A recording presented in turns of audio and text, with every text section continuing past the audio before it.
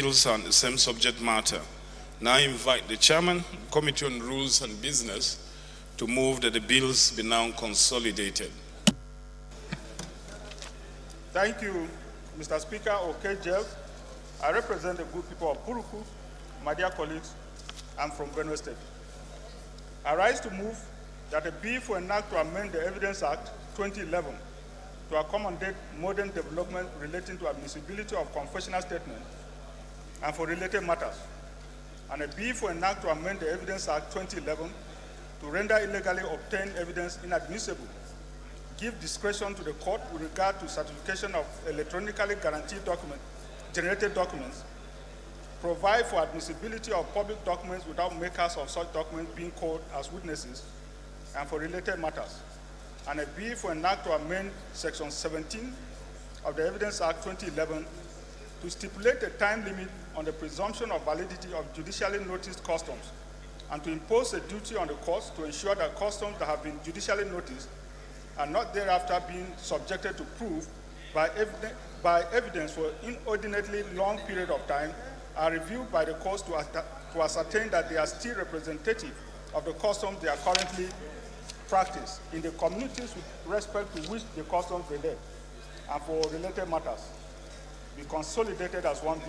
Mr. Speaker, my dear colleagues, I so move.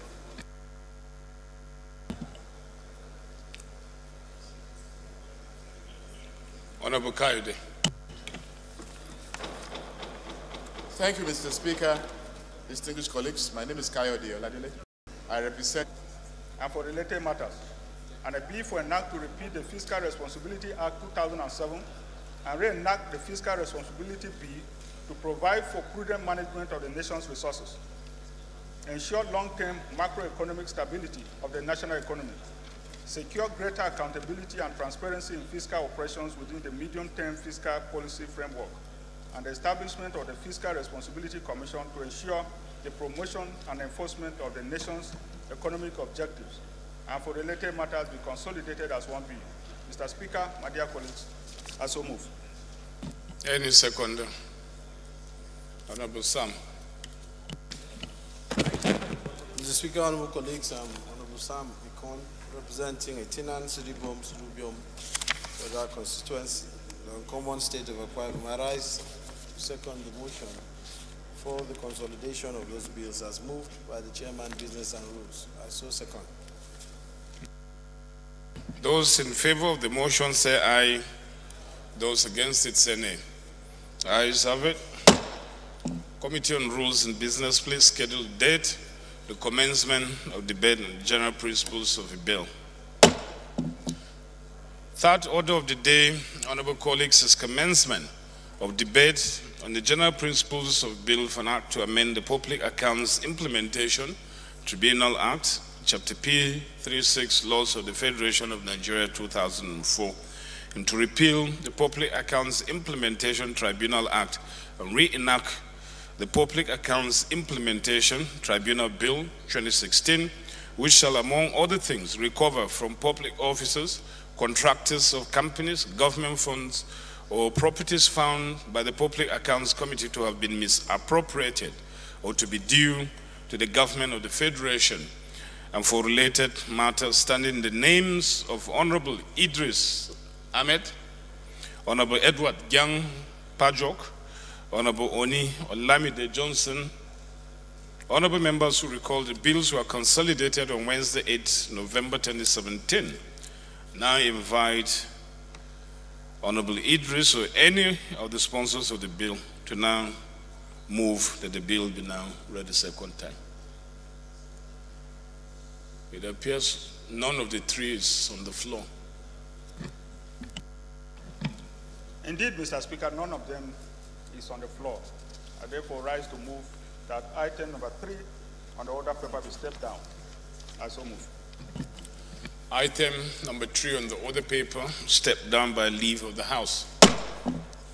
Fourth order of the day, honorable colleagues, is commencement of debate on the general principles of a bill for an act to amend in Tuesday, 26 September 2017. Now I invite Honorable Gisalo to move the bill now read the second time. Honorable Gisalo.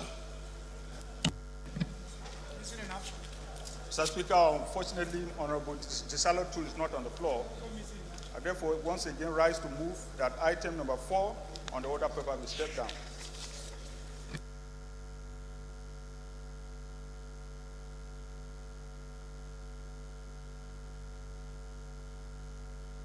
Item number 4 on the order paper stepped down by leave of the House.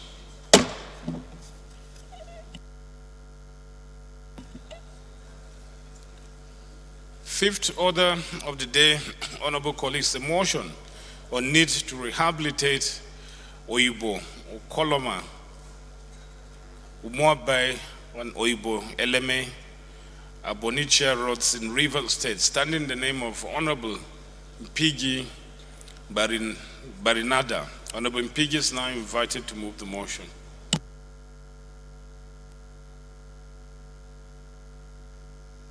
Honorable Mpigi is now on the floor. Mr. Speaker, this is an interesting day. I rise to move that item number 5 on the order paper to step down. Honorable Mpigi 2 is not on the floor. Item number 5 on the order paper, stepped down by leave of the House. Sixth order of the day is a motion on need to complete construction work on the East-West Road, particularly the Rumo Currency Interchange, Oil Mill Junction to One LMS section, standing in the name of Honorable Boma Goodhead and 18 other honorable members. Honorable Boma is now invited to move the motion. Honorable Betty Apiafi. Mr. Speaker, honorable colleagues, I'm one of the sponsors of the bill. Can I move the motion in the absence of Honorable Boma? Okay. Chairman Rules and Business, who is the custodian of our rules, has said that it's perfectly in order. So as one of the sponsors of the motion, you can move the motion in the absence of Boma Goodhead. Honorable Osai is laughing. Mr. Speaker, honorable colleagues, my name is Betty Apiafi. I represent Abua Udwa Lahoda East Federal Constituency. I'm from Rivers State. Mr. Speaker, I move that this I'd like to move the motion that the House, for the need to complete the construction work on the East-West Road, particularly the Rumukurushi Interchange, Oil Mill Junction on One Eleme section of the road. I so move. Okay. The House notes the abandonment of construction work on the East-West Road, which traverses the south-southeast states of Edo, Delta, Bayelsa Rivers, Akwa Ibom, and Cross River State, and is of strategic commercial importance to not only to the people of the Niger Delta region, but the entire country. Mr. Speaker, the House also notes that those states play host to a number of national and multinational oil and gas companies, fertilizer companies, seaports, and several other federal and state government institutions which are of immense importance to the economy of the nation.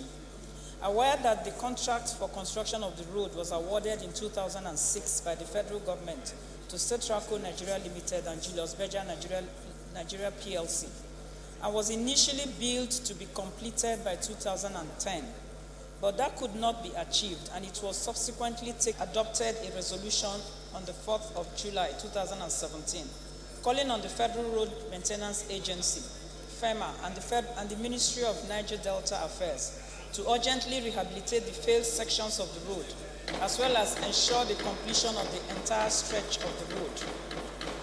The House is concerned by the abandonment of the road owing to huge debt owed the contractors, a situation that has cast heavy burden on other roads in the area which are failing due to the heavy vehicular movement, not to mention the cost of accidents due to congestions on those alternative routes, despite concerted effort by various state governments in the Niger Delta region.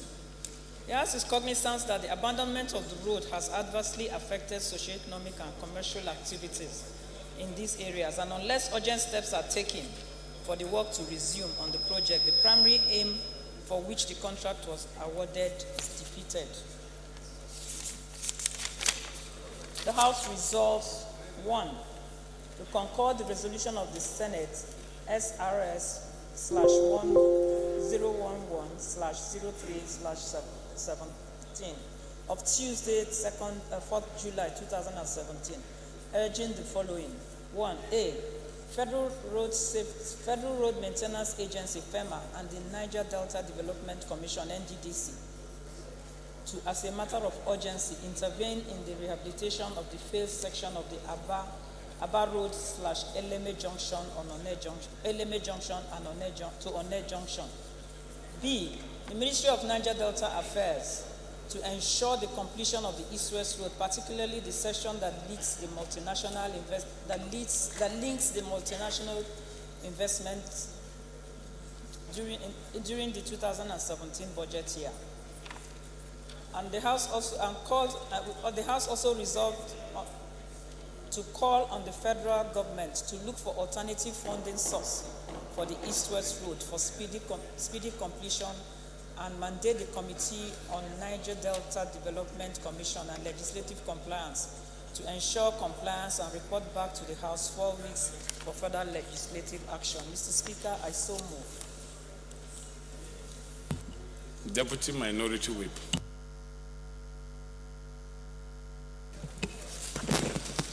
Thank you, Mr. Speaker. I remain Honorable Binta Bello. I second the motion on infrastructure as moved by my honorable colleague, Honorable Betty. I so move. Okay, it's a motion bordering on infrastructure, and by virtue of the rules of the House, I'm supposed to just put the question. But there is a slight problem with prayer 1.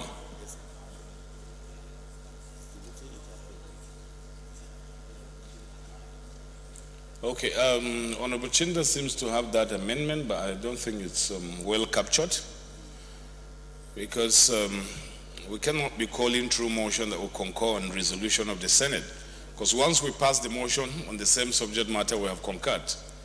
So the prayer is a bit of tautology. So it has to be properly amended. Honorable Chinda, move your amendment. Thank you, Mr. Speaker, my dear colleagues. Kingsley Chinda, I represent Obiapo Federal Constituency. I'm an Ikore man from River State. Mr. Speaker, I pray to amend prayer 1 by deleting to concur with the resolution of the Senate of Tuesday, 1st July, and substituting the same with urge resolve as follows. And then amend the B for 2017 to be deleted and substituted with 2018 budget. I so move, sir. Yeah, that perfectly captures the amendment. Any seconder?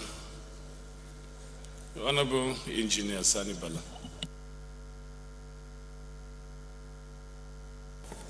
My name is Honorable Engineer Sani Bala. I represent Kunchi Sanyawa Federal Constituency. I'm from Kano State. I rise to second the amendment as heavily moved by Honorable Chinda. I so second. Those in favor of the amendment say aye. Those against it say nay. The ayes have it.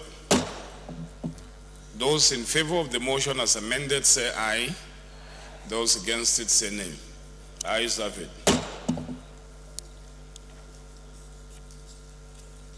The seventh order of the day, Honorable colleagues, the motion on needs to curb excessive electricity charges being levied on consumers by distribution companies, DISCOs, through prepaid meters, standing in the name of Honorable Adedepo Lam Adeshina. Honorable Adeshina is now invited to move the motion. Your zonal leader. Right, Honorable Speaker, my distinguished colleagues, my name remains Adedepo Lam Adeshina. I represent the very good people of Ibadan, Southeast and Northeast Federal Constituency. I'm from Oyo State.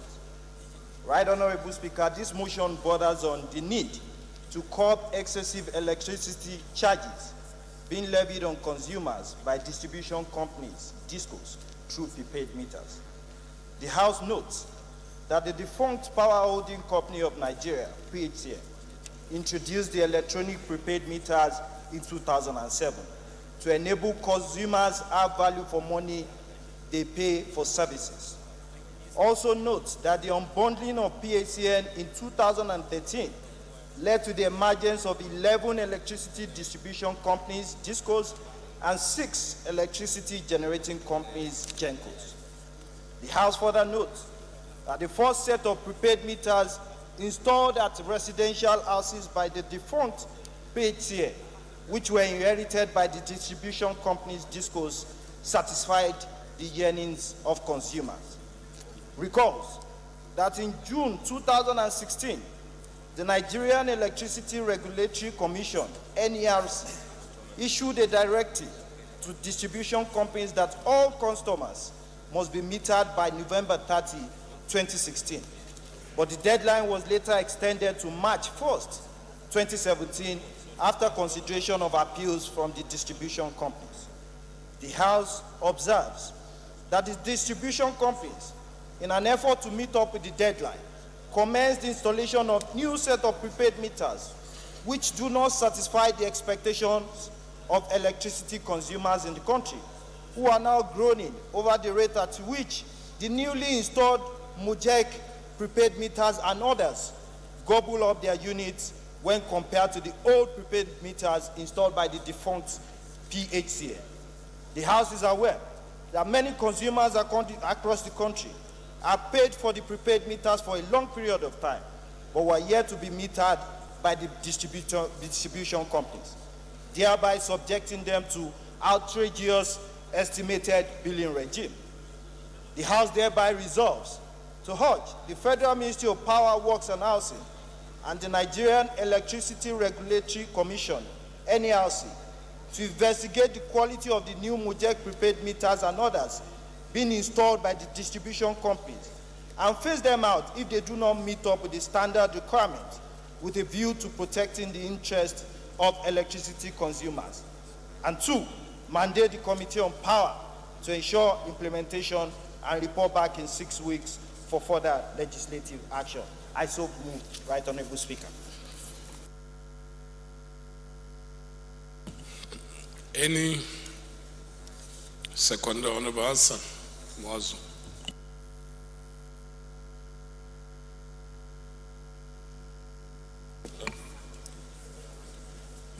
Mr. Speaker, my name is Honorable Ismail Mwazu Hassan, member representing Akko Federal Constituency from Gombe State. I rise to second a motion moved by my colleague, as well second.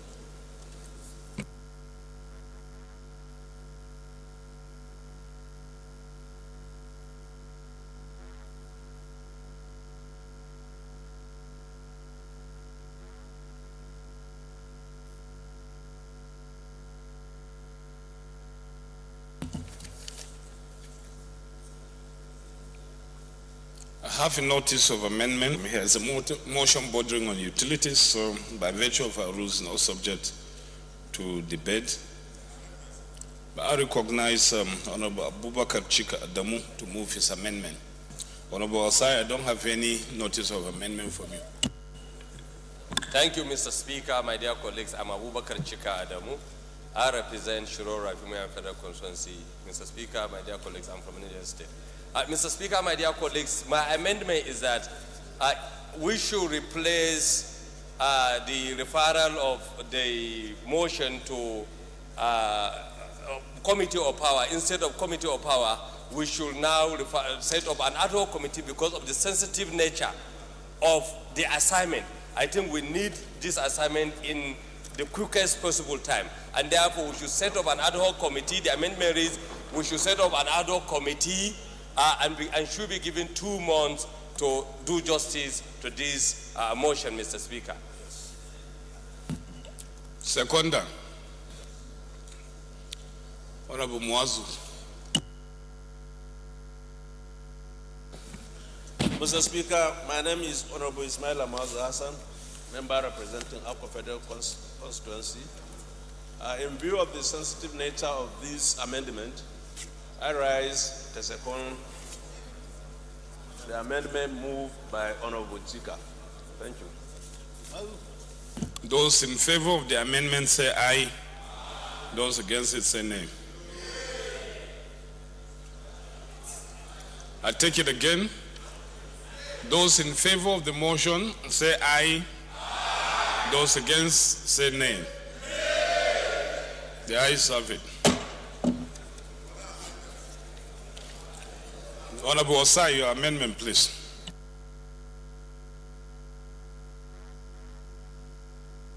Thank you, Mr. Speaker. Distinguished honorable colleagues. Mr. Speaker, prayer 2 was amended, but prayer 1 has not been uttered.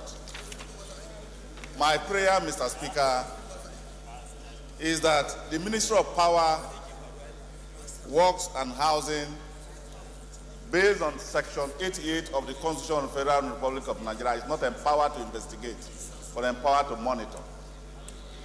Based on that, Mr. Speaker, I believe that the committee with the position to deal with compliance on this issue must be empowered to investigate these issues before recommending to the House. So my amendment is that prayer 1 be completely deleted. Prayer 1 be completely deleted, and prayer 2, which has been amended, be added the B part, that the same committee should be saddled with the power to investigate and report back to this honorable House within 6 weeks. Because the power to investigate does not lie with the ministry, but it lies with the National Assembly. Thank you. Any seconder?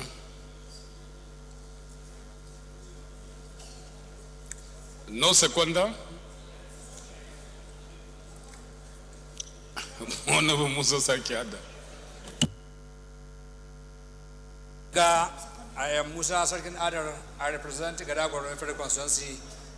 I rise to second the amendment raised by Honorable Osai, and I call for members to support him. Those in favor of the amendment say aye. Those against it say nay. Nays have it. Those in favor of the motion as amended say aye. Those against it say nay. Ayes have it.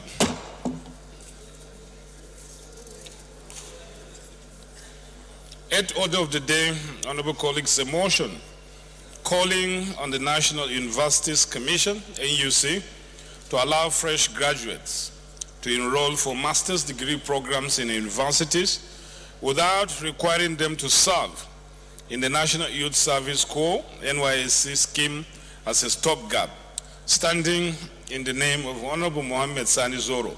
Honorable Zoro is now invited to move motion. Mr. Speaker, my esteemed colleagues, my name is Sani Zoro, representing Gumel, Gagarawa, Sletan, Karkar, and Megateri Federal Constituency in Jigawa State.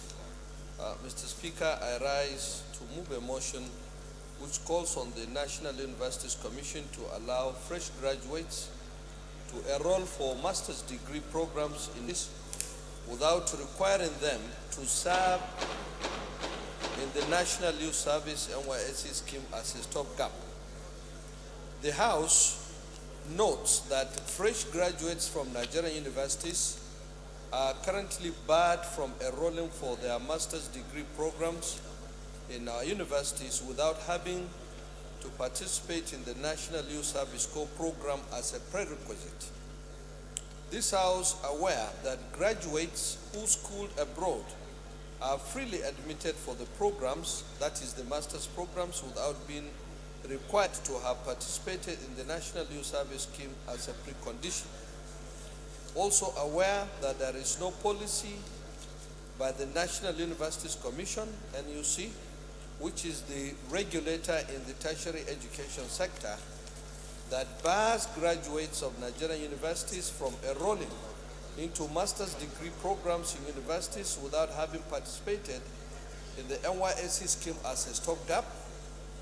Therefore, resolves to call on the National Universities Commission, NUC, to make clarification on why fresh graduates of Nigerian universities are barred from pursuing master's degree programs without having to participate in the NYSC scheme as a precondition, while their foreign counterparts are not subjected to the same condition. Also, call on the NUC, the National Universities Commission that is, to direct Nigerian universities to facilitate the admission of fresh graduates of Nigerian universities to pursue their master's degree programs in our universities.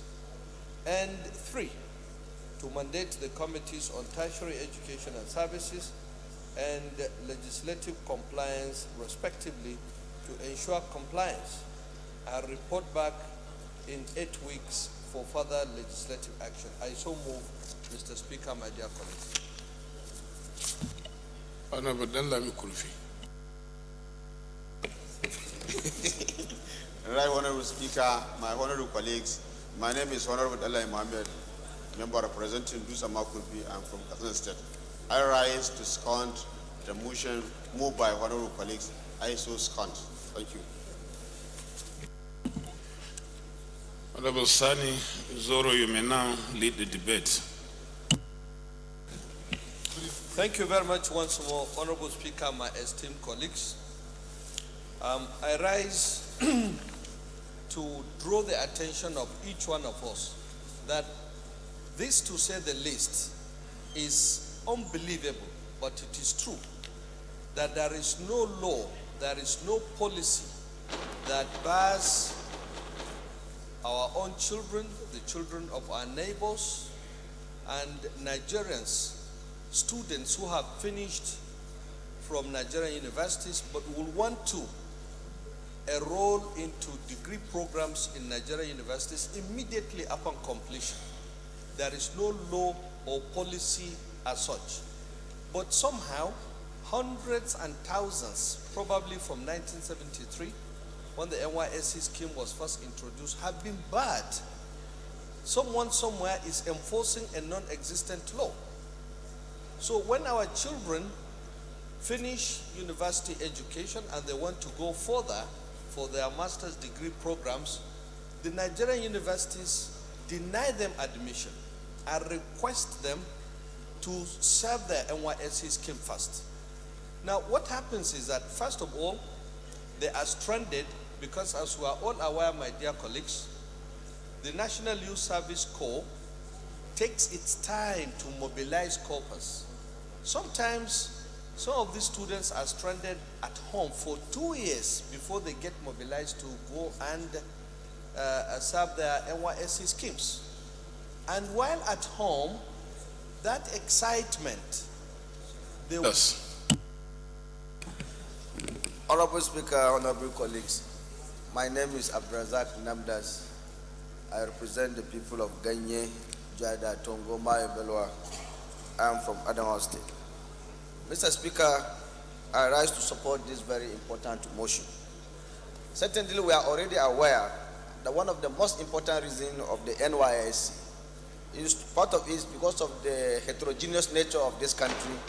It is to help our people have unity. But I can tell you, Mr. Speaker, as he has actually pointed out in this motion, when our graduates outside this country, they can take their masters and come back home and do their own NYSC, they are allowed. But it is always difficult. It's not all about difficult. Here in Nigeria, you have to finish, graduate, and do the mandatory 1-year service before you are allowed to enroll your master's degree.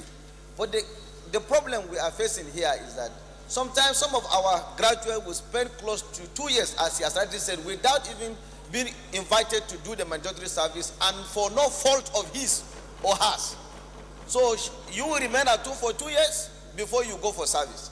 And assuming you are allowed to do that master's degree, you will have done the master's degree, and then you still catch up with the mandatory 1-year service.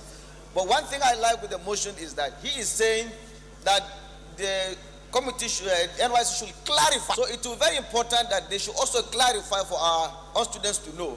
Because once it is clarified, we will not have this backlog of our students staying at home, and each year you go back and take those who have not done this. You accumulate our undergraduates. So I think, Mr. Speaker, I support this, and I urge our colleagues will also support this motion. Thank you, Mr. Speaker. Honorable Kaidi. Thank you, Mr. Speaker. My name is Kayode Oladele. I represent Imekwafon and Egbadu North Federal Constituency. Mr. Speaker, distinguished colleagues, I'm from Ogun State. Mr. Speaker, just like the last speaker, I also want to commend the mover of this motion because it's very, very important, and it's one of those things that we do in this country that beg for answer, because it's something that is very, very unrealistic and unfortunate. There is no law, Mr. Speaker, that says that fresh graduates cannot proceed to further their studies without undergoing the mandatory youth service scheme. The mandatory youth service scheme has an age bar that if they graduate at a particular age, it is mandatory that they undertake the national youth service. And those that come from abroad also, when they come, what matters is at what age did they graduate. Even if you have your PhD, if you move from bachelor's to master's to PhD, and you have your PhD, and then you come back to serve, the question is, at what age did you obtain your first degree? If your age falls below the age that is required by the scheme, then you are entitled to proceed for national youth service. It is at the point of employment that if you graduate as a fresh graduate and you want to go for employment, they will say, no, you've got to attach the certificate of discharge from the youth service that you have done the mandatory. There is no law that says that if you graduate and you have your bachelor's, you cannot proceed further to have your master's, and you are very, very intelligent to have your PhD degrees respectfully. And it's only when you come back and then you have to come and say, okay, I've graduated, then they will look at the year that you had your first degree, and that will determine whether you have to go for the mandatory service or not. So I think it is very important, just like the mover of the motion said, people come from abroad, and as soon as they come, even with they do their masters there, proceed for their PhD there, and they come back to Nigeria to do their youth service. Nobody asks them questions. So why should we disallow people, students that graduate from this place, from Nigeria, from doing the same thing? It is discriminatory, to say the least. And just like Ali said, the Constitution is very clear on that nobody should be discriminated upon on the basis of education. It is equal for all. And what is good for one is also good for others. So I want to appeal to my colleagues to support this motion, which will also seek to decongest our various states today, because we have youths sitting down at home waiting to be called upon to serve. And many of them cannot proceed for further studies because of this mandatory thing. But they are sitting down at home. They cannot be employed, because if they seek employment, employers will ask them for their certificates of discharge from youth service, and they are sitting down at home. They cannot proceed because they say they are batch A, batch B, or batch C. So some can sit down at home for about 2 years waiting to be called upon. Why can't they just... Your master's as well as your undergraduate studies together. Immediately you finish your undergraduate, you just move into the master's degree program. With that in mind, there's no reason why Nigerian universities student graduates should not be allowed to continue to do their masters before they go for National Youth Service Corps. And like the last speaker have said, the age limit of NYSC is 30 years.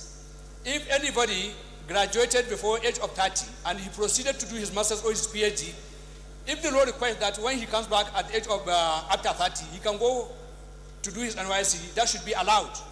And in my opinion, this motion should have come in an amendment to the NUC Act, where it will be more powerful and where it will be binding on the universities to comply with. As we know, motions are always not regarded as powerful as resolutions of the houses are not enforced like if it comes in the form of a bill. In addition, we should consider our young ones, especially the females. Most of the girls, when they marry, they find it difficult to go for their master's degree because of dislocation of their marital homes.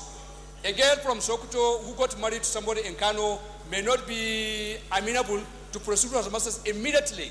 But if there's that allowance whereby a graduate can proceed to do his master's, she could as well obtain her admission right from beginning to do her first degree and continue with her master's immediately after she graduates. So, honorable colleagues, we are doing this to help the young ones, and we should encourage this, and we should call on NUC, like the mover of the motion have said, that the NUC regulation does not preclude any graduate from pursuing master's degree program immediately after graduating for the first degree.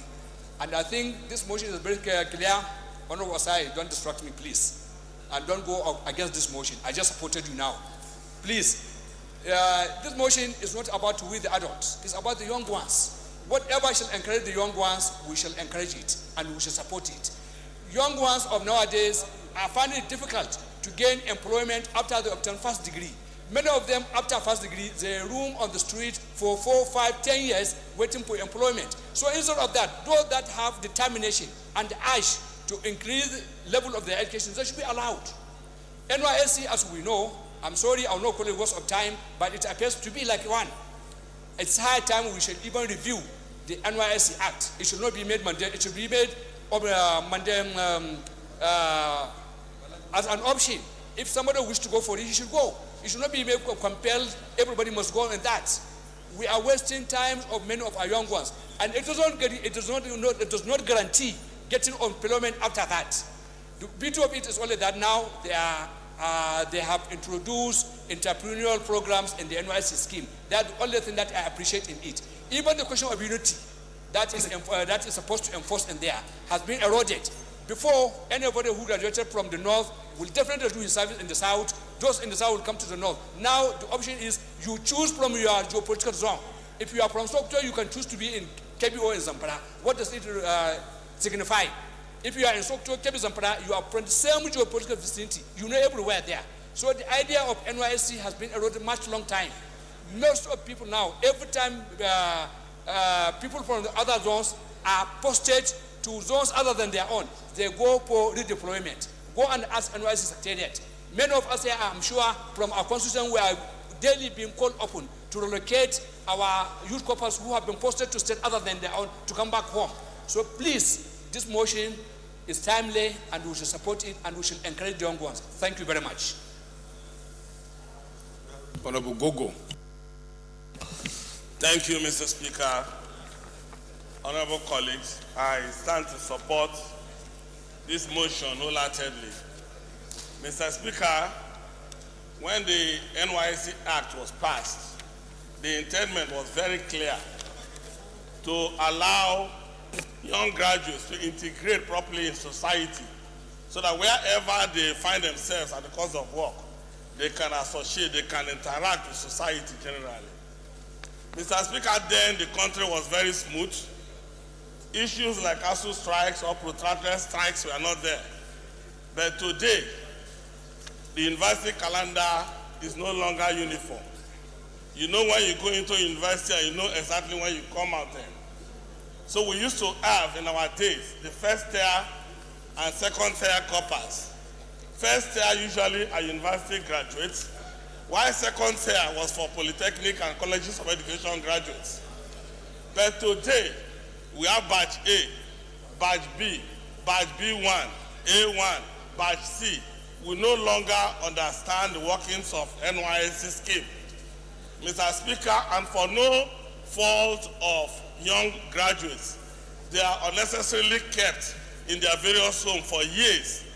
And we are fighting crime, we are fighting other societal ills. We know that the idle mind is the devil's workshop. When somebody graduates and sits at home for years without doing things, they may be lured into these societal problems. Mr. Speaker, therefore, I want to put all my weight behind the mover of this motion that such graduates that want to enroll for higher programs should be allowed to go into schools to do their masters, to do their PhD, they can come back for this same youth service. When you stop people from going to schools and when they are not allowed to work, what are we encouraging them to do within this period of time? Mr. Speaker, I am calling on this House to support this motion wholeheartedly that NUC should look into their rules and allow young graduates to proceed with their higher education. And even in places of work, if it's possible, they should allow them. Mr. Speaker, I so support.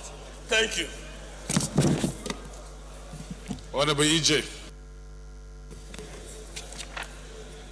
My right honorable Speaker and dear colleagues, my name remains Honorable E.J. Agboanyima, representing the good people of Ego Bubaka Federal Constituency. Mr. Speaker, sir, the purpose, the aims, the objective, which of course NYSC Act was created, was to put things right, to put Nigerians in the right path of greatness. Our youth, Timmy youth, our graduates, as at that time, my senior sisters, my older brothers,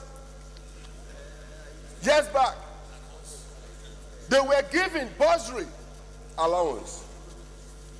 They were given aids even when they graduate from school.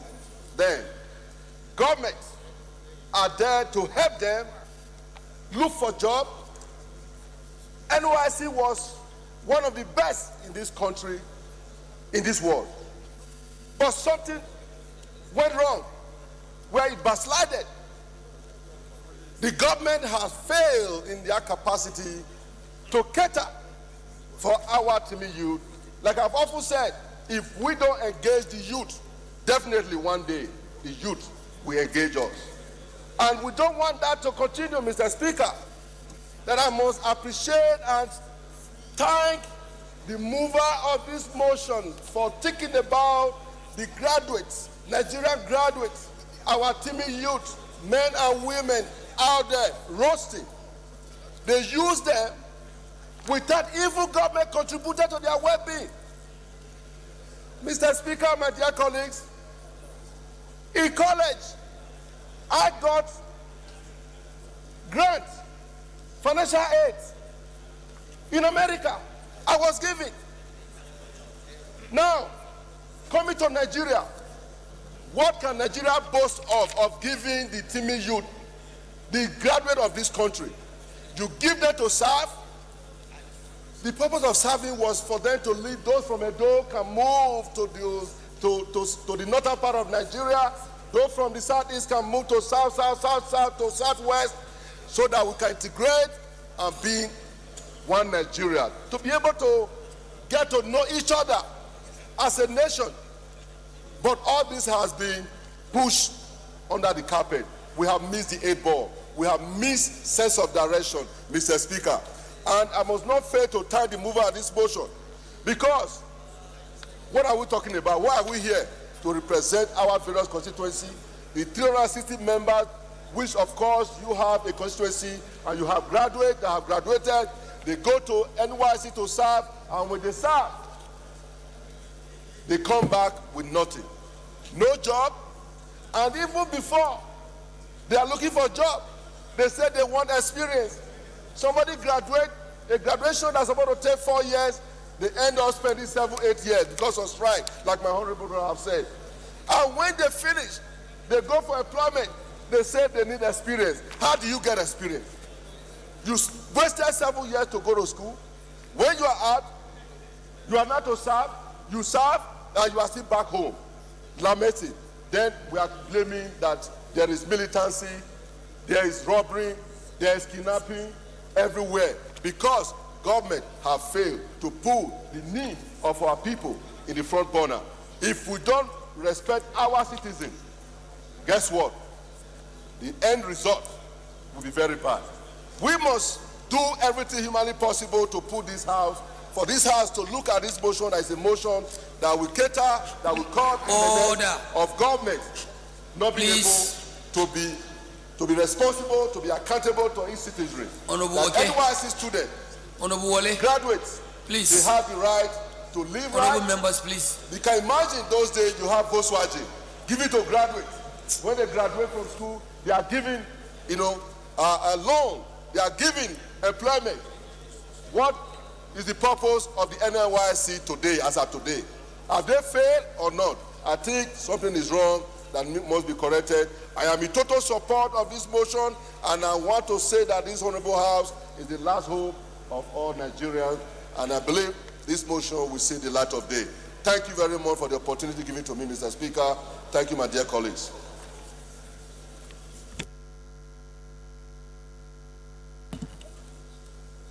Deputy Whip. Thank you, the Right Honorable Speaker. I'm Pali Iriase. I represent Onwa Federal Constituency. I'm from Edo State. Mr. Speaker, let me join others in commending the mover of this motion for bringing to the attention of the House a very important matter of this nature. I think the spirit and the letter of the NYSC Act was not to deprive Nigerians from progressing in their educational pursuit or professional career. Mr. Speaker, whatever we do in this country, we must be careful to ensure that it is in tandem with what happens in other parts of the world. Today, many courses have become graduate courses. For instance, in the United States of America, you cannot become a lawyer, by just obtaining your first degree. Your first degree is a prelude to enrollment in the law school. Over here, it would have been regarded as a master's program. And so if you were stopped at that point, then you have not met your professional aspiration. Even here, the architecture as a course is a graduate course. BSc architecture does not confer on you the professional status that ought to attach to, a professional architect. Now, with this insistence, what you then have is that if somebody who had BSc architecture moved on to do youth service, he is not going to serve Honorable Buba. A recognized Honorable Buba, please resume your seat. So, with these examples, you know that this practice is going to hamper the achievement of the professional status of a lot of people who have decided to go to school to read certain courses. And I believe that whatever reason they had in insisting that people who desire to go for their master's should not do so until they own the NYSC certificate is self-defeating, and we should try as a parliament of the people to ensure that we stop this kind of practice, and we ensure that those who are reading courses that require masters to achieve their professional status, who also desire to run through the educational program and own their master's certificate before they serve the nation, should be allowed to do so, because after all, they then do not only become more mature, they become more knowledgeable, and they acquire more experience training. And so NYC should be made to understand this this requirement, you know, and then to encourage as many Nigerian graduates who feel like going further to obtain higher degrees before they do their service. Thank you, Mr. Speaker. Honorable Osai.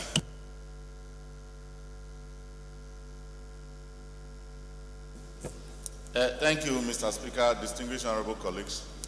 I remain Honorable Osai Nicholas Osai. I represent local Akwani Federal Constituency of Delta State. Mr. Speaker, I rise to support this motion and to submit clearly, Mr. Speaker, distinguished honorable colleagues, that the NYC does not also go contrary to this motion. The NYC Act looks at the picture of people who have graduated and wants to work. Wants to work in the sense that you need to have your NYC certificate before you work in Nigeria, both whether in private or public sectors. But he does not bar you from proceeding to do your master's. So the Act does not conflict to it. So I believe, Mr. Speaker, distinguished honorable colleagues, if an NYC Act does not bar you from furthering your education after your graduation, but bars you from working in Nigeria, both private and public sectors, that is the reason why the NUC have to explain this detail and make this thing known to universities. Because the essence of keeping our children home is not what we envisage. A situation where you have batch A, batch B, and batch C to go for NYC, and some people are still remain at home for a period of 1 year. I think it does not bring about encouragement of our youth. And I believe that this motion is coming timely and should be supported completely, Mr. Speaker, distinguished honorable colleagues. I rest my case. Honorable Kamale. Thank you, Mr. Speaker, honorable colleagues. Mr. Speaker, I am Adamudi Ukamale. I represent Michika Madagali Federal Constituency. I am from Adamawa State. Mr. Speaker, I would like to speak against this motion. First, Mr. Speaker, in as much as this motion has some good elements, but we as the representative of the people and the custodian of the laws of Nigeria, we need to be very, very careful in passing this motion. The first issue, Mr. Speaker, is that we are all aware that our past leaders who instituted NYSC program had in mind a very sound concept of how we can integrate this nation and how our youth can be exposed to the nooks and crannies of this country, such that anybody after graduation will have a sense of belonging in this country. Mr. Speaker, the beginning of the NYSC program, I could remember, Mr. Speaker, I was in primary school or about junior secondary school, when those who graduated with NCE certificates were permitted to be part of NYSC program. Then later on, Mr. Speaker, there was an amendment.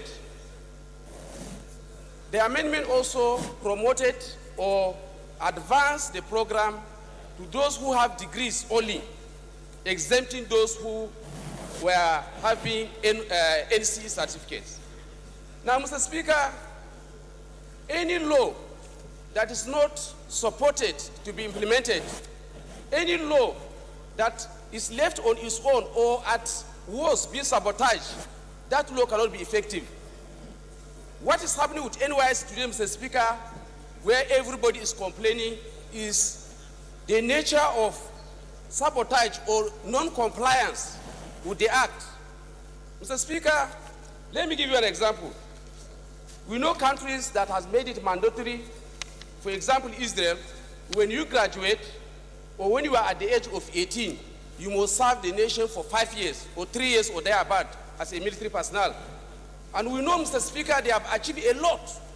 They have inculcated a lot of positive tendencies in their own youth. But here we are, Mr. Speaker, the NYSC program has been set, and it is meant with good intention, but because of the application, we cannot achieve the desired result. Mr. Speaker, if the law does not stop a student or a graduate to proceed after NYSC to a master's degree, what is wrong with it? Mr. Speaker, we are trying to adopt the wrong side on the right side by this motion. The first issue, Mr. Speaker, is that this motion is saying that those outside are not participating after first degree. A law is supposed to be obeyed voluntarily, Mr. Speaker, by citizens. If there are those that are disobeying the law, they should not be honored by adopting that position. What needed to be done, Mr. Speaker, is for us to make sure that every Nigerian graduate that is graduating outside must be enrolled into NYSC program after first degree before they progress. Because, Mr. Speaker, at the end of every graduation year, forms are being sent to universities where students feel whether they are above 30 years or they are below 30 years, and they should enroll or be exempted. This is what's supposed to be applicable to every university around the world where Nigerians are studying. Mr. Speaker, I'm of a view that this motion's intention is not in the interest of this nation. This motion, Mr. Speaker, if it is passed, we are going to sabotage the implementation of NYSC program. And as such, Mr. Speaker, it will not go well for us. I call on this honorable house to stand against this motion and in totality reject it, because it has no any effect on the negative side of our youth if this motion is rejected. I submit my case, Mr. Speaker. Thank you. Honorable Chika. Thank you, Mr. Speaker, my dear colleagues. I'm Abubakar Chika Adamu. I represent Shiroro Rifuma Federal Constituency. Mr. Speaker, my dear colleagues, I'm from Niger State. Mr. Speaker, my contribution is just trying to remove some kind of misconception during the presentation of this motion. Mr. Speaker, my dear colleagues, I was a teacher. And I believe, like what other speaker did said, no law prevents anybody from going from degree program to a postgraduate degree program without doing the NYC. But however, Mr. Speaker, yes, when you do your degree from a foreign nation where the law did not exist, they allow you to carry on with your master's program. But however, in admission, when I was a teacher, we do give admission, but we do refuse students from registering. Why do we do that? We did it because some of the students will be running the NYC program at the same time running the postgraduate program. And that, by law, is not accepted. So I believe the only thing we need to do, yes, when we look at what is NYSC program today, sometimes a student will graduate, remain at home for 6 months without going for the NYSC program, because you may be in batch B, batch C, and batch A, depending on the period. So what I will call is that this motion should sit down, or whichever committee is responsible with looking at about this motion should now liaise with NYSC. Wherever you graduated, either in America, in Jordan, in Saudi Arabia, in Nigeria, you should be able to register online. And then if you cannot do the program within the stipulated period given to you, you may defer doing the NYSC program until you concluded your postgraduate degree. I don't think we'll have so much problem about this thing. As long as one will not run the NYSC program at the same time with the postgraduate degree, there's no problem. But one thing is that to make it authentic, one should be able to obtain the deferral program of his NYSC from the NYSC organization, so as to present it in the school when he comes to register for his postgraduate. Then they will know at that time that he is not running NYSC and running postgraduate school concurrently. Thank you, Mr. Speaker. Thank you, my dear colleagues. I think we should support this motion by this submission. Honorable Kinlaja.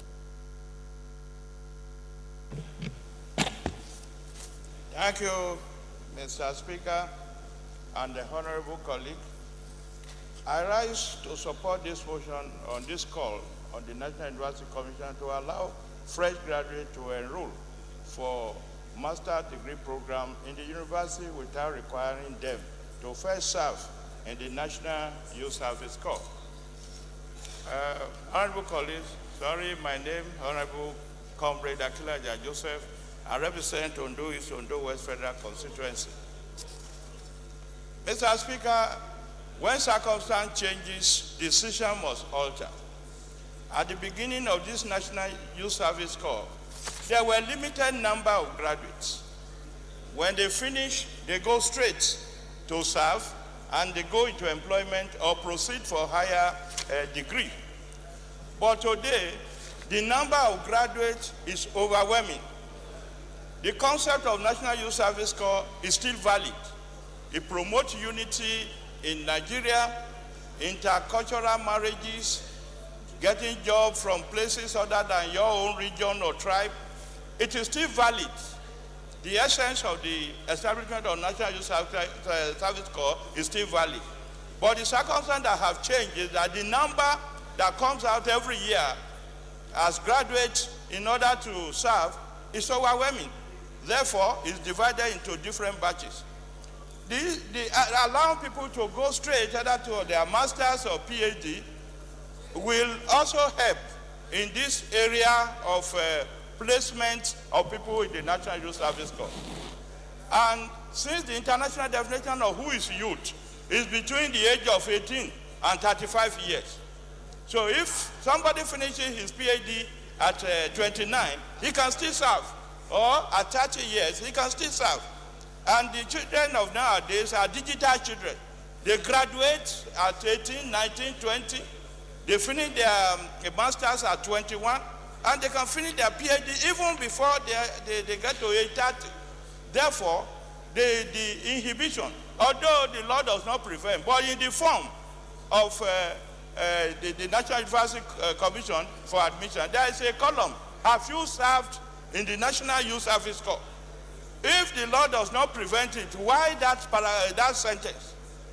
Therefore, this motion is out to clarify this, and also because the circumstances have changed, that it should be allowed, people should be allowed, students should be allowed after their graduation to proceed to a higher institution if that is not where they want to end their educational career on university or technical education. So I rise to support this motion. Thank you, Mr. Speaker. Thank you, honorable colleagues. Honorable Igaruwe. Thank you, Mr. Speaker, my respected colleagues. Honorable Igaruwe Dumainwo is my name. I represent Afikpo North, Afikpo South Federal Constituency. Mr. Speaker, I'm from my born state. Mr. Speaker, I support this motion on the grounds already adduced by my colleagues. Mine is just to add that the policy as it were has been very largely overtaken by present-day circumstances. There is no reason why our fresh graduates who graduate should not have the opportunity of furthering their academic pursuits, especially when their head is still very hot, fresh from the university. Mr. Speaker, I also do not find any connection, any nexus between waiting for 1 year, performing the mandatory youth service, and the academic pursuit of furthering one's master's program. There's no connection whatsoever. I will support that anybody who doesn't do the mandatory 1 year service may not be eligible for employment, but that is a completely different case from such a student who has just come from the university, not have the opportunity of immediately enrolling to do a master's program. I don't think there should be any connection whatsoever. So, Mr. Speaker, I stand to support that this motion be supported by our colleagues. Thank you, Mr. Speaker. Honorable Garba Chede. Thank you, Mr. Speaker, my honorable colleagues. My name is Honorable Garba Chede Hammanjulde, a member representing Bali Capital Federal Constituency, and I'm from Taraba State. Mr. Speaker, I rise to oppose this motion in totality. Mr. Speaker, if you look at this motion, it's a threat to NYSC program. Mr. Speaker, we have to be skeptical. There's an act putting the NYSC program. And we know the benefit that we derive from the NYSC programs. We benefit a lot from it. Mr. Speaker, if we say it, we will follow what this motion brings. Gradually, we can see the students or the members of NYSC, they have been disappeared. And the NYSC programs, it brings the unity among us. It is very fancy. Somebody from Bauchi State to go to Yenagua for NYSC. Very interesting. Somebody from Lagos go to Abakaleke for NYSC. So, Mr. Speaker, I think since there is existing law on that NYSC, I see no reason why this motion should come and read that law, the existing act of NYSC. Mr. Speaker, this is my simple and humble contribution. Thank you very much.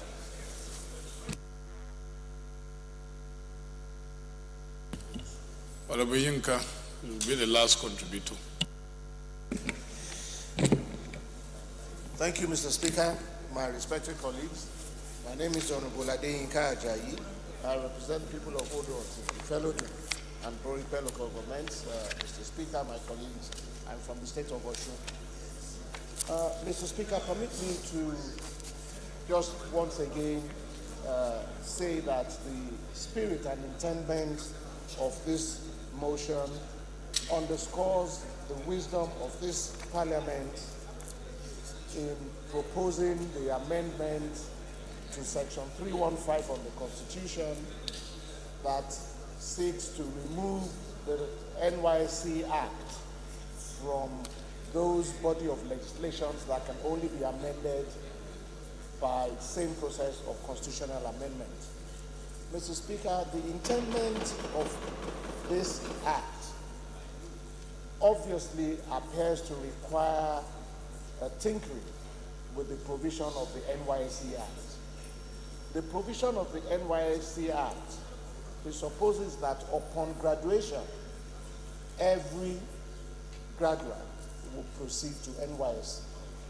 And therefore, the procedure that is set in place is that every university in the Federal Republic of Nigeria sends a list of all its graduates to the NYSC for processing. That presupposes, therefore, that upon graduation, you have no choice because your name will be forwarded to NYSC. If that is the case, Mr. Speaker, and by this motion, we're seeking to be able to encourage accommodating scholarship.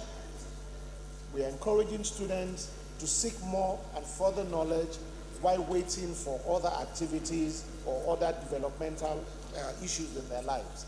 That is what this motion seeks to do. But to achieve this by way of motion, Mr. Speaker, I'm a little afraid that the requirements, the prayers of this motion seeking that we tinker with the provision of the NYSC Act, which is entrenched in the Constitution and can only be amended by virtue of the constitutional amendment procedure, presupposes that this motion would not find favor in terms of implementation. However, to save the spirit of this motion, Mr. Speaker, I presume that we can invite the stakeholders to look at how we can work around the administrative areas to ensure that we can still achieve what this motion seeks to achieve without breaching the provisions of the NYSC Act and therefore breaching the provision of the Constitution. That is my note of caution on this motion, Mr. Speaker. Well, Honorable Yinka has raised issues that are quite germane, and we need to look at it dispassionately so that we then send out discordant tunes. Now you have to bear with me because I want to read the provision of the NYSC Act itself, which is protected by the Constitution of the country. And let's listen to it carefully so that we can quickly make a determination before I put the question. It says, subject to the provisions of this act, every Nigerian shall, which is mandatory, if at the end of the academic year 1972-73, or as the case may be at the end of any subsequent academic year, he shall have graduated at any university in Nigeria. And let me just read it verbatim and not adumbrate. If at the end of the academic year 1974-75, or as the case may be at the end of any subsequent year, he shall have graduated at any university outside Nigeria. Or if at the end of the academic year 1975-76, or as the case may be at the end of any subsequent year, he shall have obtained the higher national diploma or any such professional qualification as the case as may be prescribed. Or they talk about the NCE in those days. And this is now the provision that concerns us. Such a person is under an obligation, unless exempted under subsection 2 of this section or section 17 of this act, to make himself available for service for a continuous period of 1 year from the date specified in the call-up instrument served upon him. So that is the provision of the law. I recognize you, Honorable Sani Zoro. Now the question is, what is the mischief that we seek to cure by this motion? And whether by this motion we are requiring that a graduate of Nigerian University or someone who has graduated from outside Nigeria is not under obligation as specified by the provision of the law to make himself available for service. Can we, by way of many legal luminaries in the House, this motion does not speak for an exemption for any graduate from the Nigerian University, no. But the complaint is that it abridges the transition to higher degrees by bachelor degree holders. Like some of the subscribers to the motion have argued, it is possible even to obtain a PhD at age 24, 25. And you can still serve because you are only exempted when you reach the age of 32.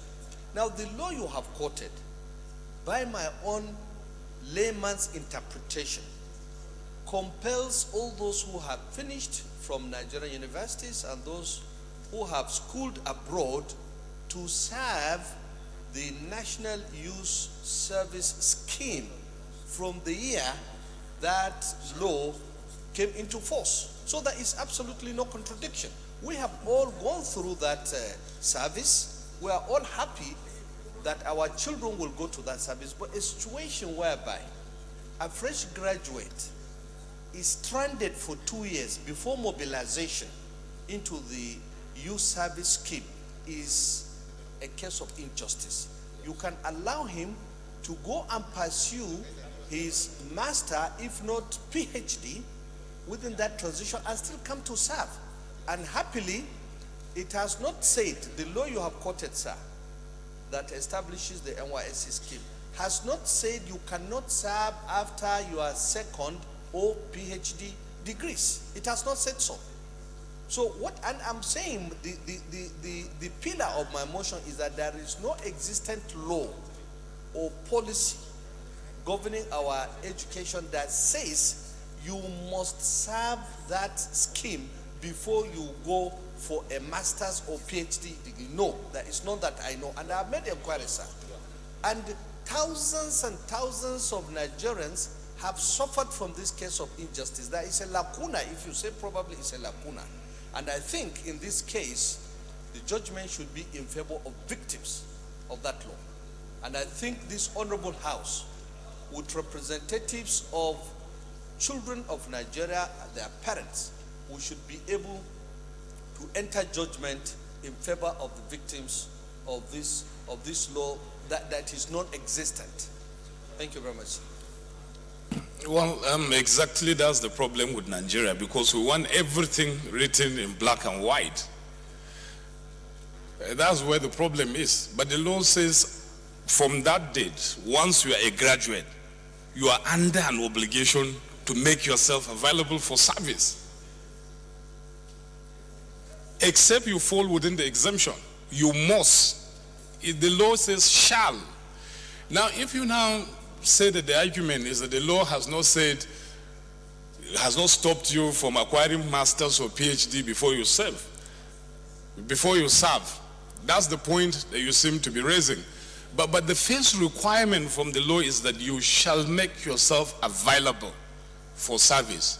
Now, the only mischief I believe we're trying to correct here is a situation where I've graduated, I've made myself available under the obligation created by the law, I've made myself available for service, and then I'm not called up. That won't happen. That is the mischief that we seek to cure. But how do we cure that mischief? Can we cure it by way of a motion or specific legislation amendment to the act? That's just the question that I'm trying to answer that bothers me. Honorable Kayode. Thank you, Mr. Speaker. My name is Kayode Oladile. I represent Imekwa from Yewa North Federal Constituency. Mr. Speaker, distinguished colleagues, I'm from Ogun State. Thank you, Mr. Speaker. The mischief that we are trying to solve is not really a mischief. It depends on how we look at it. The law says that every graduate shall make himself available, subject to an exemption. That is the age exemption. Age exemption, 30 years bar. If you graduate at the age of 10, 15, at least below 30, you have an obligation to make yourself available. Nobody is disputing that. People make themselves available. But what we are saying is that even after they make themselves available, because of the backlog, they are unable to proceed further. The law does not say that they cannot proceed for further studies. The age is important. Even if you leave at the age of 29 and you proceed for further studies, you do your master's and you proceed for your PhD, you have been caught by the year of graduation. And it goes to the next level. You cannot come back to say you want an employment without proceeding for NYC, because you shall make yourself available. And the employers will request for that certificate of discharge from the NYC. So that mischief has been taken care of. We should not dissipate energy here. And there is no policy that can change that. All we are trying to say is that let us give effect. The law was made by man, not man. The law was made by man and not man for law. We made law for ourselves, and we have to ensure that that law does not work out injustice. As it's were right now, Mr. Speaker, unless we are enjoying the National Universities Commission and the NYC scheme, we ought them to follow the law as it were. It will continue to work out injustice. Mr. Speaker, a poser. The same Nigerians go abroad. They sit down there, they proceed for further studies after their first degree, they obtain their masters, they proceed to obtain their PhD. They come back home. Why are we not saying that because they said they shall and they did not make themselves available after the first degree, they will not be allowed to proceed? They are still allowed to do that, and they proceed, because that child is at what age did you graduate? So, Mr. Speaker, distinguished colleagues, this motion is very important. We should cure the mischief if there's any by way of motion, because we don't need to put everything on in black and white. We can urge them to continue. If anybody wants to proceed, but you will comply with that shall, because you did not graduate at the age of 32, but 30 and below that age where it says you shall. So there's no mischief, Mr. Speaker. We just have to comply with what the law says. Thank you. Honorable Sunday Katum.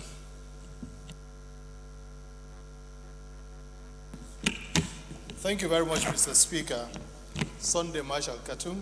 I'm from Zangon Kataban, Java Federal Constituency. I'm from Kaduna State. Mr. Speaker, I want to adopt the arguments of the last speaker, and additionally to say that every law is supposed to promote the greatest happiness of the highest number. And the operative word that you just read out is graduate. A master's degree holder is a graduate. A PhD holder is a graduate. And a law is not supposed to introduce any kind of discrimination, because what this law seeks to do is to discriminate between those who graduated from Nigeria and those who graduate from outside the country. And I don't think that is the real intention of this law. So for me, graduate is subjective and should be so interpreted and adopted. In that wise, my argument is that these graduates should be allowed to continue and make themselves available when they have completed their studies accordingly. I so submit, Mr. Speaker.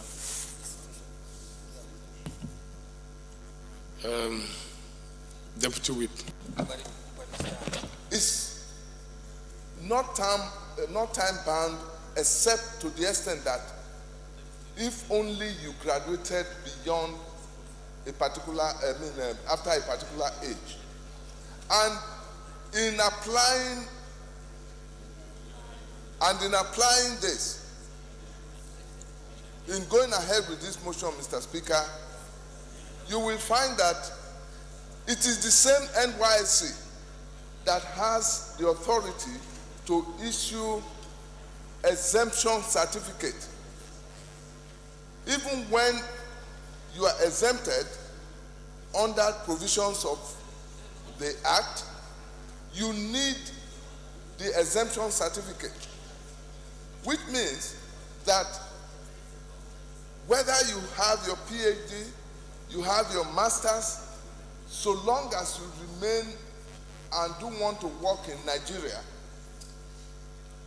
you shall comply with the provisions of the NYSC Act. This motion is not seeking to stop compliance with that act. It's only saying that who chooses to go for masters will be very conscious of the fact that whether he goes for PhD or anything more than that, if there is, he is duty bound. It's obligatory on him to come and serve. I think that is, nobody is arguing against that at all, sir. Thank you very much. I think this issue, do we belabor it? Okay, Chairman, Rules and Business. Thank you, Mr. Speaker. Okay, Jeff. I represent the good people of Buruku, my dear colleagues. I'm from Benue State. Mr. Speaker, I want to confess to a dilemma in this matter. Because in the morning when I was preparing to come here,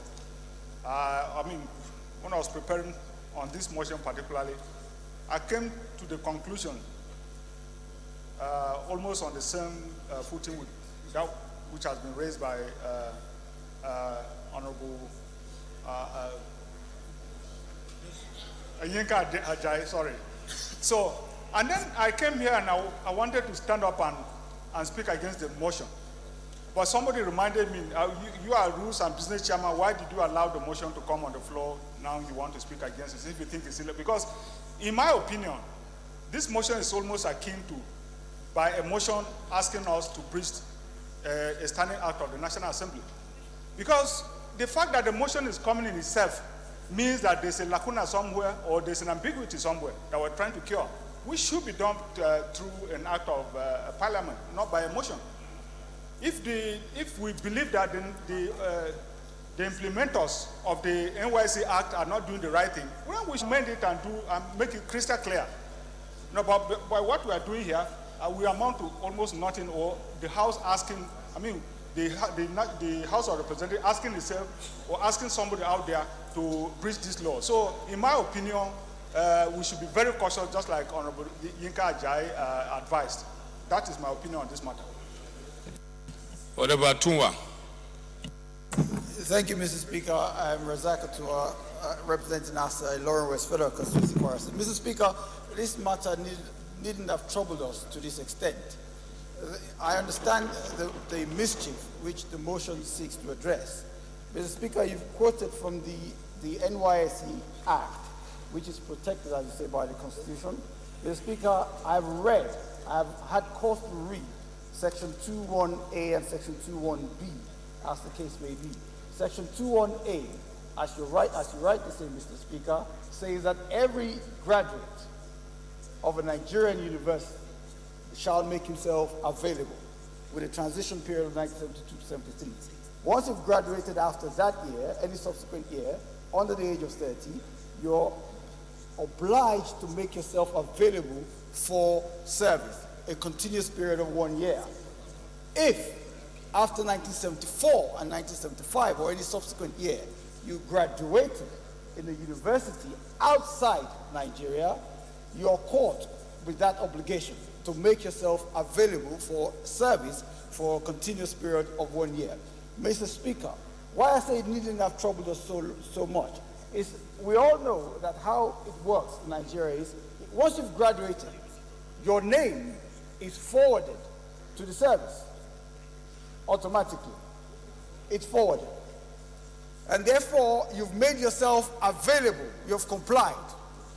Having done that, having complied by that obligation, you've discharged your responsibility under Section 21A. It now falls upon the service to call you up. If the service calls you up immediately, then you're obliged to attend, because failure to do that makes you commit an offense by the Act. I believe it's Section 13, creates an offense. Question is, Mr. Speaker, if you graduated outside Nigeria, where the system doesn't automatically forward your name, you still have an obligation to make yourself available. But what happens, Mr. Speaker, is practically, I divert slightly. Some people will carry on and do their masters and subsequently make themselves available for service. The mischief, as I understand it, that this motion is seeking to address is a clarification from the Nigerian Universities Commission that isn't the case that there is one track for if you've graduated outside Nigeria, there's a leeway because you're allowed to carry on your masters and come back for your service. Or should we make everybody fall in line with one track, whether or not you've graduated in Nigeria or outside Nigeria, come back and serve before you do your masters? Now, those are administrative matters that can be addressed administratively, but the law is quite clear. Whether in Nigeria or outside Nigeria, you must make yourself available for service. Failure to do so, having made yourself available for service, it's now up to the service to call you for service. They may call you within the year. They may call you 2 years later. That is a matter for them. But when they do call you and you fail to respond, that is a criminal offense. Mr. Speaker, for my part, that's the law. For my part, dealing with the motion, if all the motion seeks to do is to ask for clarification as to how it should run practically, then I think that motion is okay to that extent.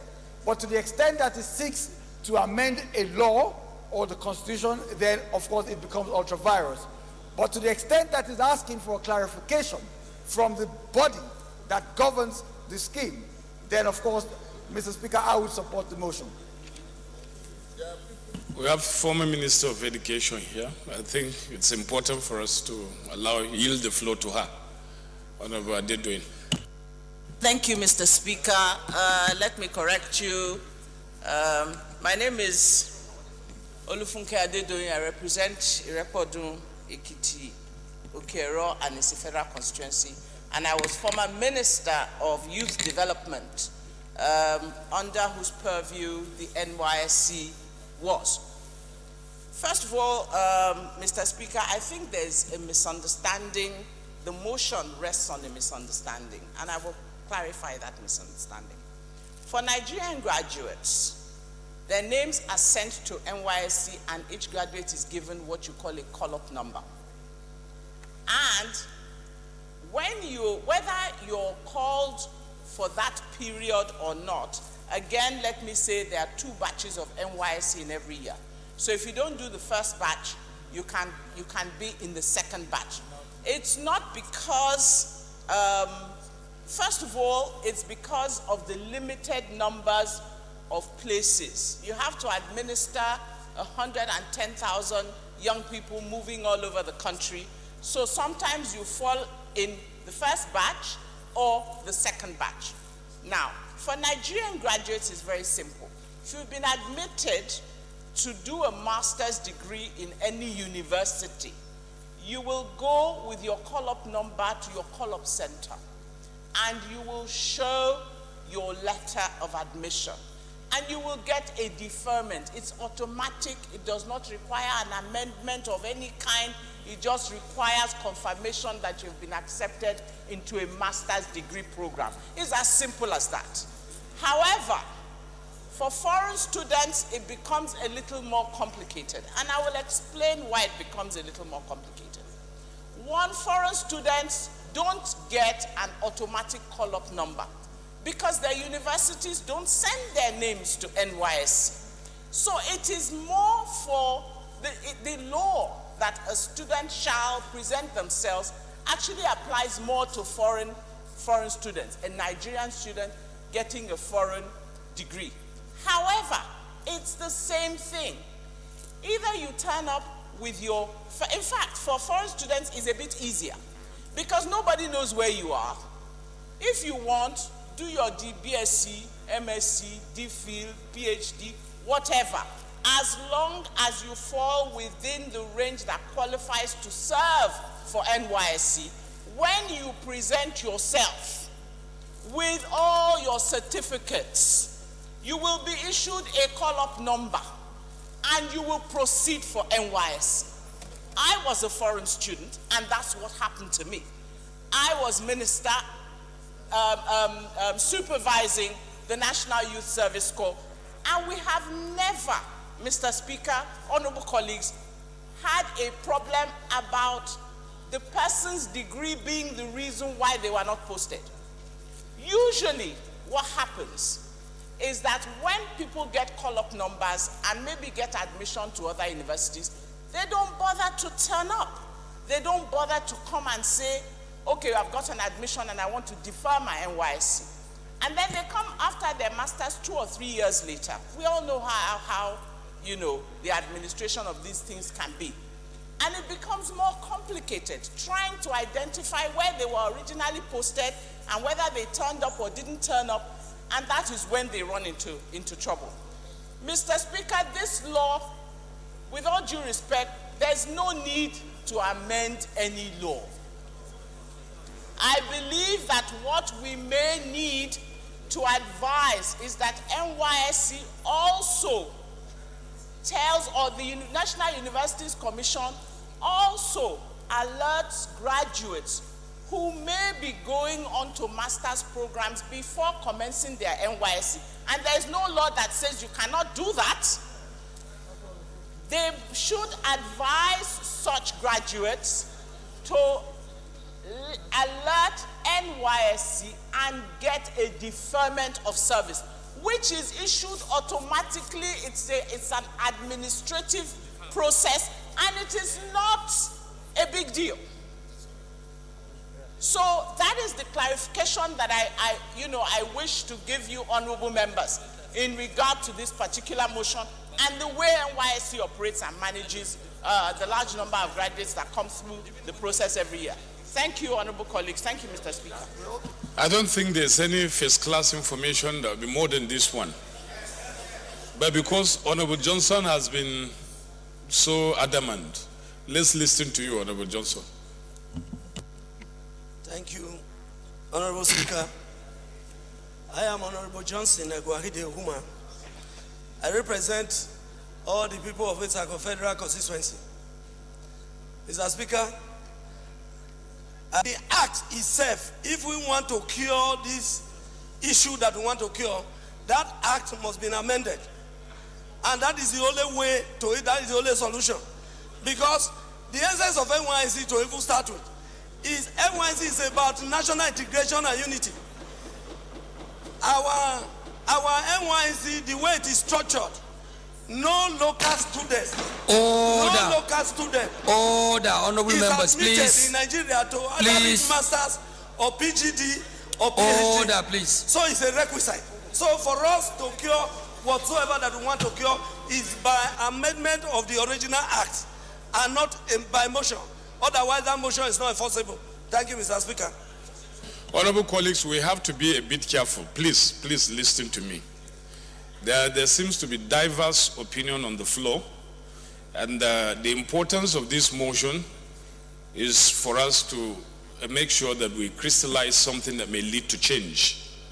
And if we pass just a motion because we believe that there's a problem and the motion is not obeyed, at the end of the day, we would have just wasted more than 1 hour debating this. So it's very important for us to understand the nature of the issue so that we can proffer solutions.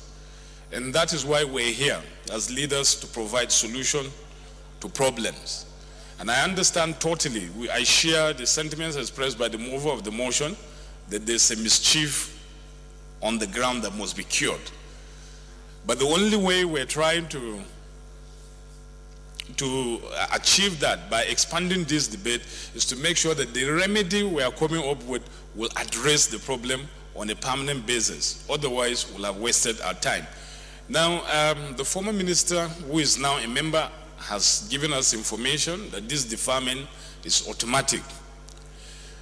But some members, tallying with the observation of the person who moved the motion, Honorable Zoro, are saying that, in fact, even in the form for application of masters in Nigeria, you are required to even put your NYSC certificate number. There's a column there.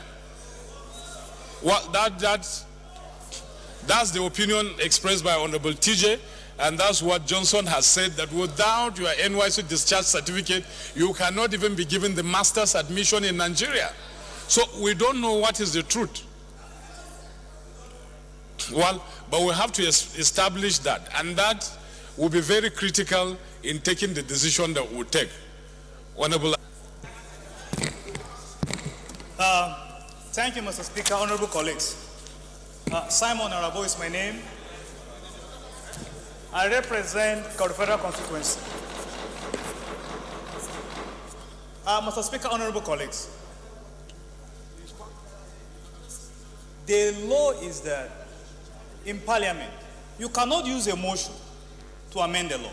Now, we have to ask ourselves, what is the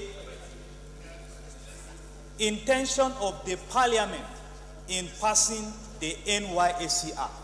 When it talks about it, is it talking about someone with a first degree or a second degree?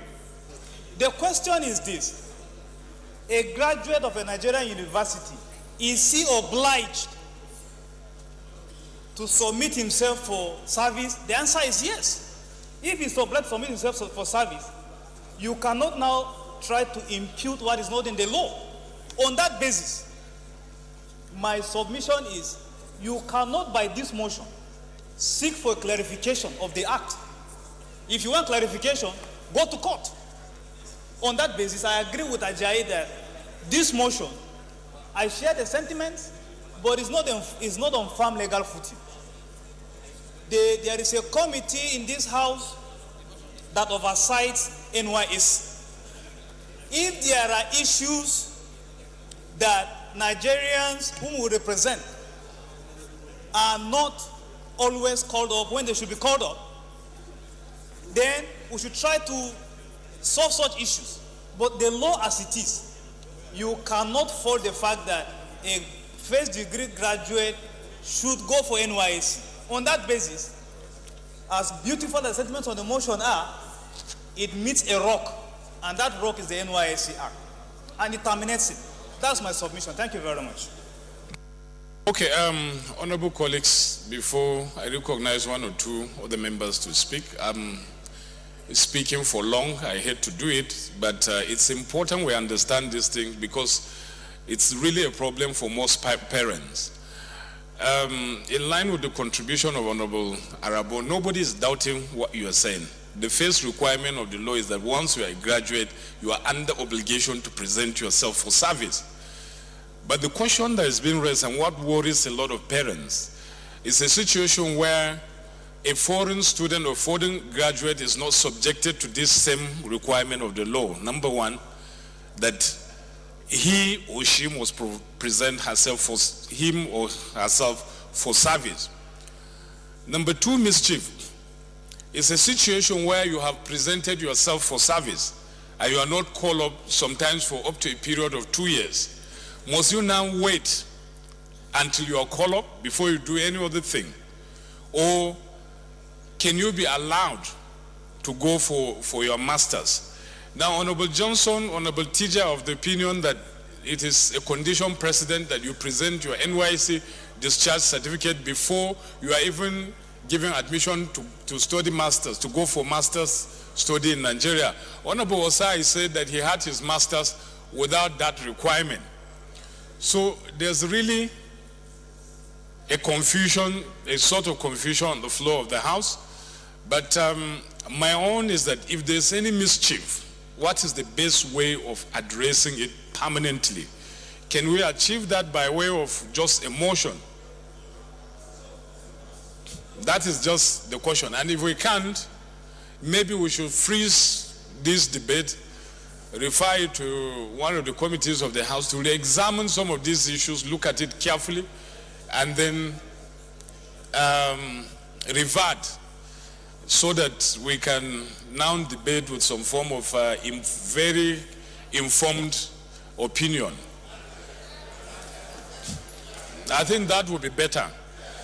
So I will refer this motion to Committee on Justice to take a holistic look, evaluate what Honorable Osai is telling us, that you can gain admission without NYSC discharge certificate, vis-a-vis what Honorable TJ, Honorable Johnson are saying that without NYSC discharge certificate, you can't even get admission for to study masters, to go for master's degree studies in Nigeria. You have to evaluate that vis-a-vis the postulation that foreign students are exempted. You can have your master's and PhD from abroad before you serve, while Nigerian graduates are denied that opportunity. And if we have this analysis and the report from the committee, it will help us in this debate going forward so that we can craft a solution that will last and will eliminate the problems once and for all. So, pardon?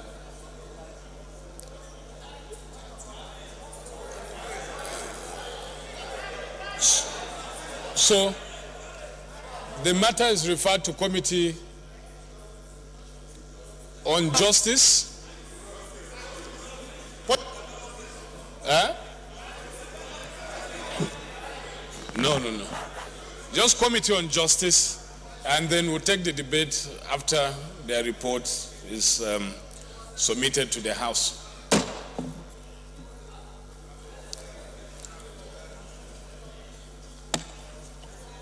We move to the last order of the day, which is the 9th order, the motion on call to reconstitute the board of the Securities and Exchange Commission and appoint executive commissioners, standing in the name of Honorable Yusuf Tajuddin. Honorable Tajuddin is now invited to move the motion. One House.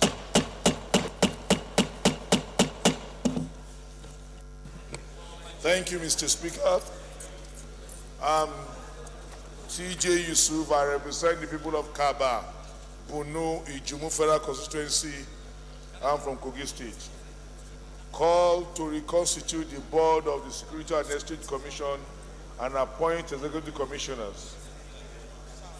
The House notes that since the dissolution of the board of the Security and Estate Commission (SEC) by the federal government on the 16th of July 2015, the regulatory agency has not been able to effectively and efficiently carry out its responsibilities. Also note that the failure to appoint the executive commissioners to fill the 3 vacant positions has slowed down the general administration, operation, monitoring duties of the commission as regulators of the capital market. Observe that the non-constitution of the board for over 2 years now is posing both regulatory and reputational challenge to SEC, creating delay in approval from the Supervisory Ministry of Finance, causing non-formalization of broad economic, financial, and operational administrative guidelines, and target for the Commission, as well as lacking in streamlined monitoring of performance and evaluation of institutional projects and programs. Aware that the absence of executive commissioners who are saddled with the responsibility to assist the Director General in the day-to-day management and administration of the Commission has increased the workload of the Director General and, as a result, slowed down certain operations which require promptness and timeliness. Cognizance that the continued failure to reconstitute the board will limit the contribution of capital markets to the national economy, because the Commission at the moment will not be able to formulate general policies that are expected to drive development of the subsector. The House thereby resolved, 1, to call on the federal government to expedite action on the reconstitution of the board of Security and Estate Commission and appoint executive commissioners to fill the 3 vacant positions. 2, mandate the Committee of Capital Market and Institutions to liaise with the Ministry of Finance and relevant stakeholders to work out short-term solutions that will improve the day-to-day operation and administration of SEC, pending the reconstitution of the board and appointment of executive commissioners. Mr. Speaker, my dear colleagues, I so move.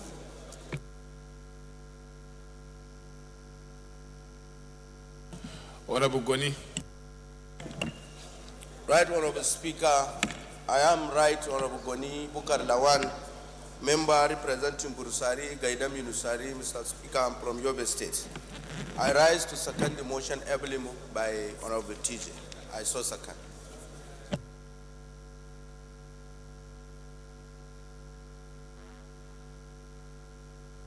Honorable TJ, please lead the debate. Thank you, Mr. Speaker.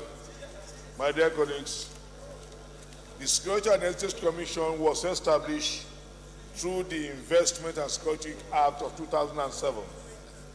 SEC is the apex regulatory authority for Nigerian capital markets.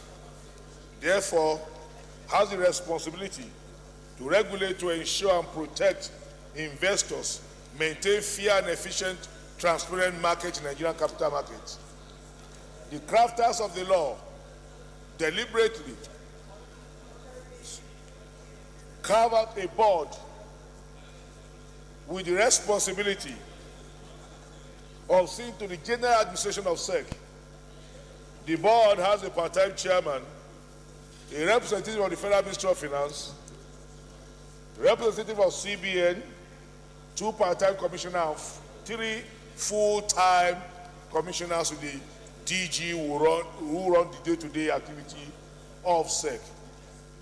As at now, we have only the DG. Mr. Speaker, my dear colleagues, SEC has a responsibility to enforce compliance to certain rules. If SEC is seen by non-constitution of his board to be flouting those rules, how can you now compel adherence to rules you are not taking time to fulfill? The board for 2 years is non-existent. Mr. Speaker, my dear colleagues,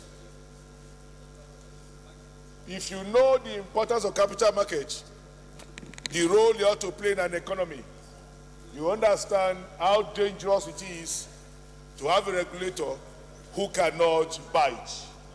Mr. Speaker, the intention of this motion is to cry out to the relevant authority of the need to fill these gaps so as to make SEC take her responsibility with full authority. Because all I need to do if I intend to cause infraction or manipulate the system is to question the authority of SEC, question the local study of SEC, and they become a toothless bulldog. Mr. Speaker, my dear colleagues, I don't want to bore you with rhetorics. I know we all understand why the law so created the board and created commissioners who work with the DG. If 2 years we've not had this full complement, I think it's high time everybody lend their ears or have voice to this position, that the board needs to be constituted right now so as to help the Nigeria economy fulfill its full potential. Mr. Speaker, my dear colleagues, I so move. Honorable Show. Thank you, Mr. Speaker. Honorable colleagues, Odebo Mishekul is my name. I represent the good people of Surulere Ogulua Federal Constituency.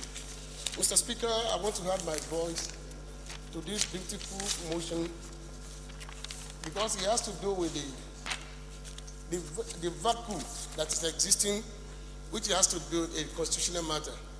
Mr. Speaker, and I want to use this platform to call on Mr. President that apart from this agency, apart from this SEC, there are many agencies of the government that require the board, the constitution, the authority with them, and it has to do with the board, that they cannot perform their constitutional function except the board is established. So I want to use this platform to call on the president, or by directing the SGF to work out and see all the agencies that had to have this board in place, that they should just go ahead and establish the board in order to move the nation forward. Because what is the excess of having an agency which cannot perform their constitutional duty? On this note, Mr. Speaker, I want to urge our colleagues to support this motion so that Mr. President can see it as an urgent matter for them to constitute the board in order to have the best for this nation. Thank you, Mr. Speaker. I so submit. Honorable Yakub Buba. Honorable Buba, I thought you wanted to contribute. Okay.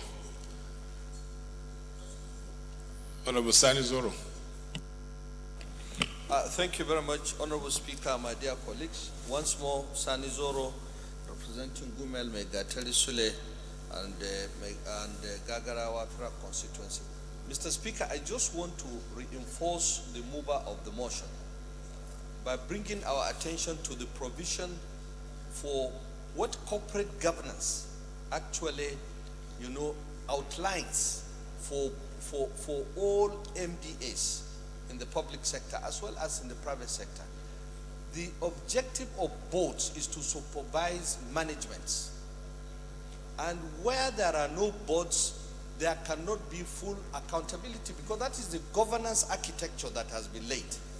And it is very, very unfortunate that in this dispensation there have not been boards into MDAs and public corporations. Now, the last time I had Mr. President speak, he also undertook to inaugurate such boards. There are some people who have done the numbers, and they said there are as many as over 4,000 vacancies into boards of public institutions in this country. I have also taken the pains to do the analysis in the education sector. And if you look at the boards of Nigerian universities, about 48 federal universities, research institutions and so on, there are well over 2,000 of them that are vacant. Then together with the health sector and so on, you get those 4,000, you know, in terms of statistics. So it is not necessarily the money to pay members of the boards that is of importance here, but to ensure the managements of these boards are properly patrolled. And this is also in consonance with the provisions of the Constitution that compel the system to be accountable and to manage transparently.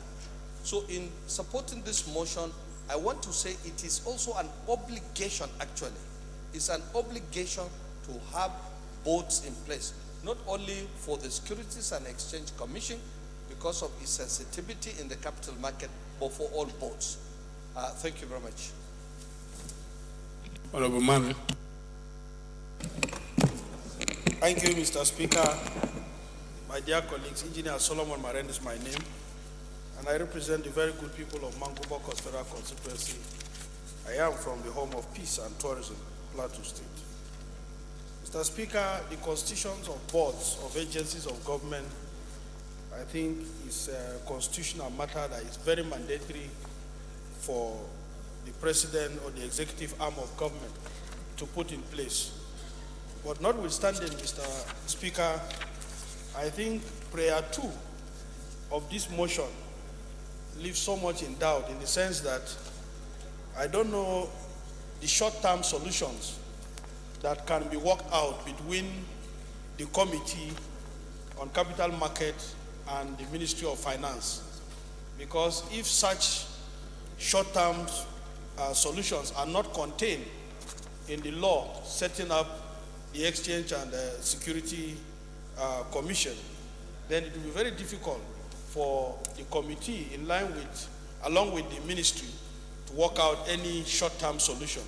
So based on that, Mr. Speaker, my dear colleagues, I will appeal that we delete prayer 2 so that we will not create any form of confusion in trying to solve a problem. Because if there is no law that is containing any short-term solution, which of course, if there is, I think the agency and the committee will not need a motion to execute any aspect of the law that is already existent.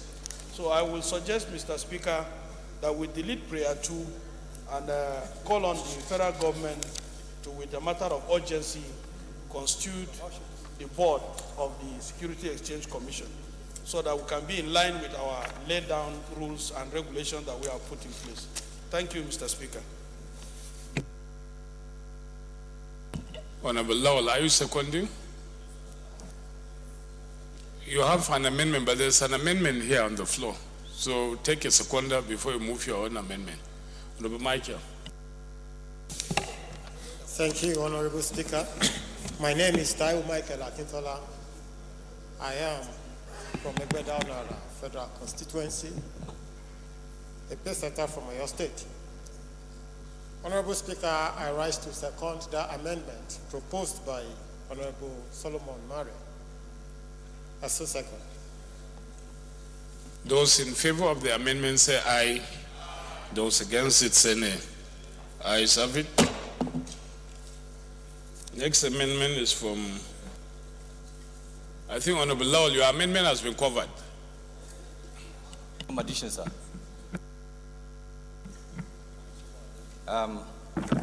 Right Honorable Speaker, honorable colleagues, my name is Lawal Abubakar.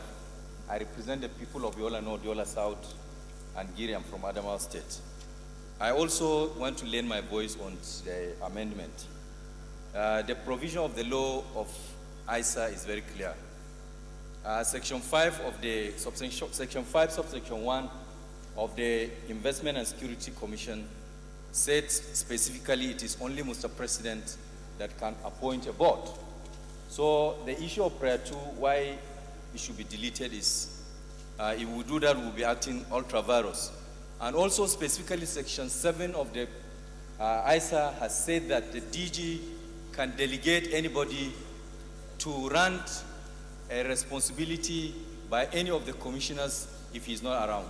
So, Mr. Speaker, that's my contribution, and I so move. Any seconder?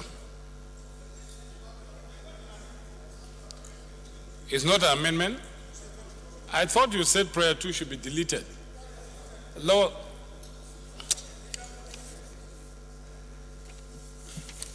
who again has a notice of amendment? Rita Oji. Has it been covered? Prayer 2 that has been deleted, sir. Okay, so we don't have any further notice of amendment. And I'll put the question.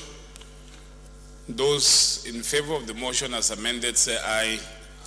Those against it say nay. The ayes have it. Chairman, Rules and Business, could you move that we step down consideration of report? Thank you, Mr. Speaker. I rise to move that item number 10 on the order paper be stepped down. Honorable Aquatison is not on the floor to move this item. I therefore move to step it down. Item number 10 on the order paper stepped down by leave of the House. Leader. Thank you, Mr. Speaker. I rise to move that the House do adjourn to tomorrow, 15th day of November 2017 by 11 a.m. I so move. Rules and Business. Thank you, Mr. Speaker. I rise to second the motion as moved by the Leader of the House. I so second. Those in favor of the motion say aye. Ayes have it.